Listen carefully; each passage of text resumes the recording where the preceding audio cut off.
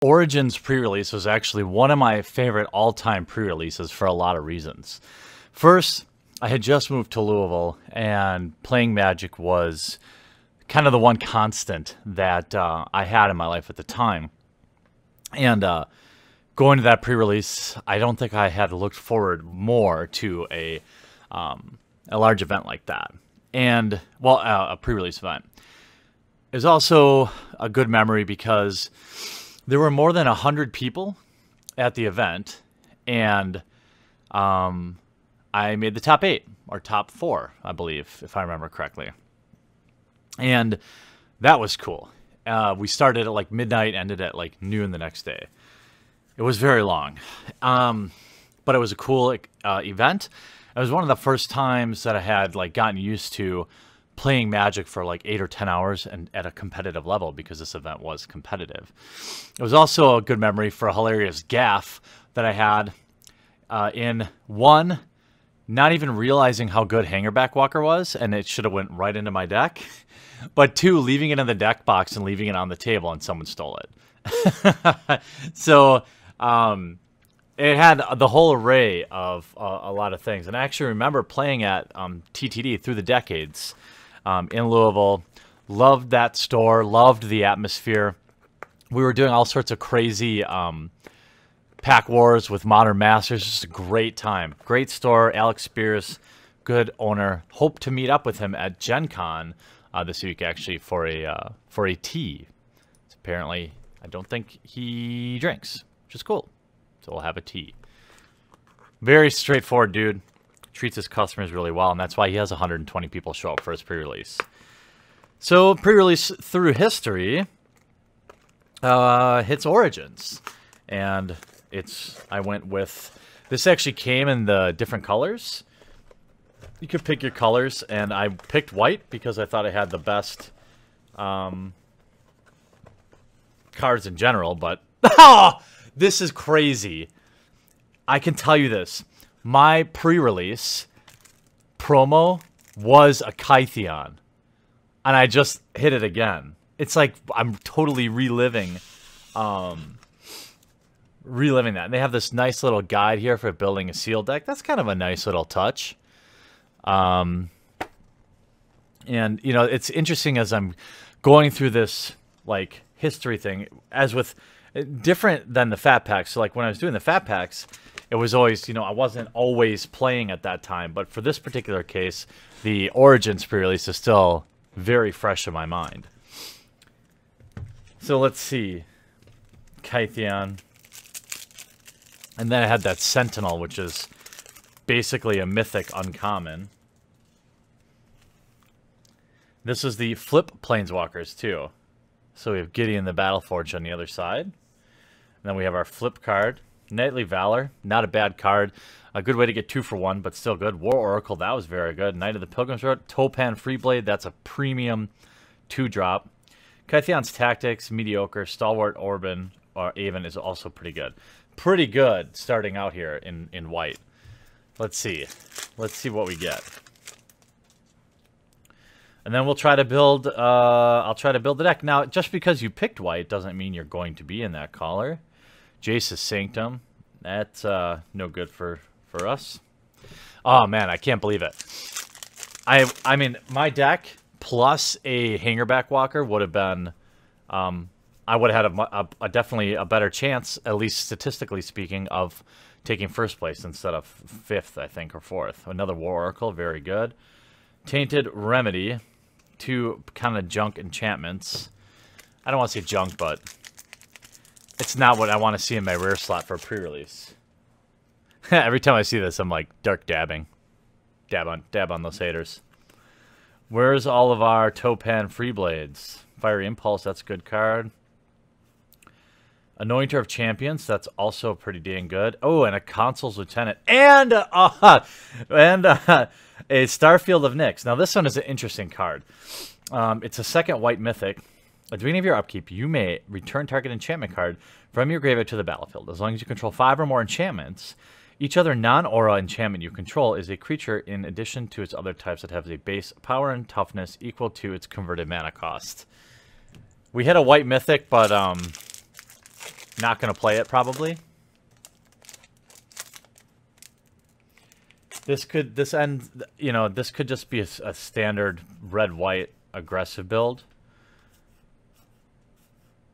Or, yeah, Enthralling Victor's pretty good. Mana Gorger Hydra. Alright. Interesting, interesting. Nothing's really popping to mind yet. I mean, we're definitely in white, probably. I mean, Chandra's Furies and I mean, there's a bunch of Charging Griffins, which aren't terrible. Claustrophobia is pretty good. A Cave of Koilos. Come in handy if we play black or want to splash black with the white. Dark Dabbing. Wild Instincts, good removal. In green, anyway. Good lord. All these mythics. Wow, we opened really well. The Great Aura. Each player shuffles all cards in hand permanents. Well, all cards from his or her hand on all permanents he or she owns in the library, then draws that many cards. Each player may put any number of land cards from his or her hand onto the battlefield. Lots of mythics, but not necessarily good stuff for pre-release. And now we also have our Origins spin down. I'm going to get to card sorting, or I'm going to color sort these and see where we're at. Okay, I've color sorted, and it hasn't really provided a ton of help. Normally, you can kind of rule out a couple colors right away. We have red. If we happen to end up in any of these two colors, I think Bounding Krasis and Zendikar Incarnate are both playable, but I wouldn't splash for them. In white, definitely a lot of playables here. I mean, Double War Oracle, Crowan Jailers could be decent. We've got a lot of really aggro, aggressive cards in white. So I think we're definitely playing white. In blue, you know, Disperse, Deep Sea, another Disperse. And we could play some nice tempo, I guess. A Separatist Void Mage is good for tempo. Water Curse is not a bad creature. Claustrophobia, another Disperse. Return to the Anchor to Aether. Turn to Frog, another Disperse. I mean, we could play some interesting blue-white, like, Flyers deck or tempo. In red, I was originally thinking, like, okay, white-red, aggro, that was a very good archetype if I remember back. You have Subterranean Scout, double Chandra's Fury, Fiery Impulse, Enthralling Victor, Prickle Boar, Infectious Bloodlust, I guess, is okay. Another Chandra's Fury. I mean, you could just beat them down with the early white creatures and then burn them out with Chandra's Fury. The other secondary deck I was thinking is white-black because we got Nantuko Husk. Unholy Hunger is pretty good. Macabre Waltz is good in sealed because you can bring your creatures back. Another Nantuko Husk, which works great with the Enthralling Victor. Another Macabre Waltz. Dark Dabbling, you know, Reef Soul, that's pretty good. Shambling Ghoul, that's aggressive. This is okay. Green's an interesting color. Leaf Gilder. I mean, we actually have a good amount of green, but if I remember right, it was like about being black-green elves.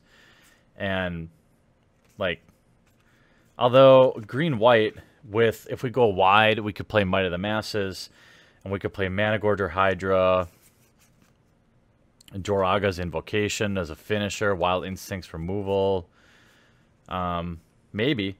Then black-white, dual land, and then in terms of artifacts, we've got Guardian of Meletus, Prism Ring, Meteorite, which is nice mana fixing and also a little bit of a shock, JM Day Tomb, which maybe.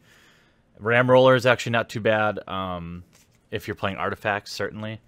But I'm going to try to limit my time and to build this deck, just like I would at a pre-release. I'm going to give myself 15 minutes to look at this.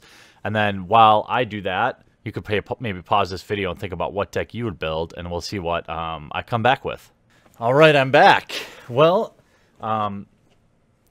did you guess green-white? That's what I decided on. I thought about splashing. At first, I really liked the idea of getting in early and then finishing them off with Chandra's Furies. Problem was I didn't have enough creatures with that color combination. Then I was thinking about blue-white, but We have so much good blue that I feel like this is a close second. Maybe you think it's definitely better than what I picked.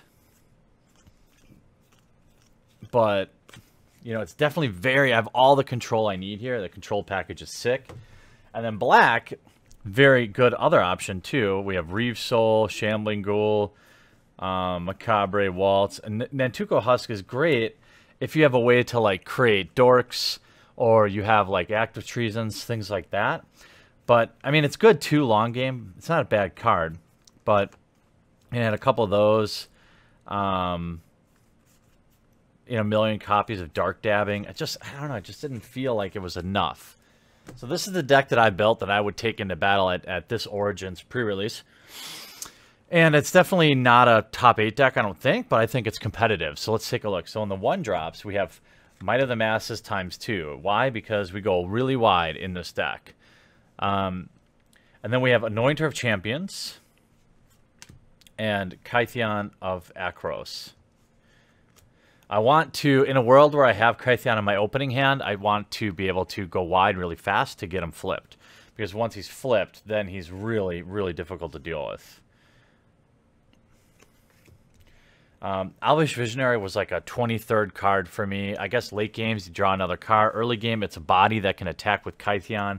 It's not terrible. Leaf Gilder, I'm playing it as basically a 2-1 for 2 in this particular case, but it is what it is. Topan and Freeblade, only got one of those, which is kind of crummy because it's a common. It's so good. Turn 2 Topan and Freeblade is really hard to deal with. And then we have Council's Lieutenant. I feel pretty good about our 1 and 2 drops. And then our 3 drops. So I have this early rush is what I envision, and then I have focus on evasion. So these Orchard Spirits, 3 mana 2/2s, but they can't be blocked except by creatures with flying. Then we have the Managorger Hydra, which is kind of our bomb, and then Stalwart Avon, and 2 Knights of Pilgrim Road. It's a fine card to trade up with. It's a 3/2 for 3. If you can attack them unblocked with it, it becomes a 4/3 for 3, so you get really good value if you're getting in there. So overall, not a bad card. And then in the 4 slot, we have 2 War Oracles, just good cards. And then 1 Wild Instinct, 3 Charging Griffins, kind of playing off that, you know, get in there early and then finish them off in the sky. Then we have 1 Conclave Naturalists, where maybe we need to blow something up. I also think playing the Meteorite maybe something we considered doing.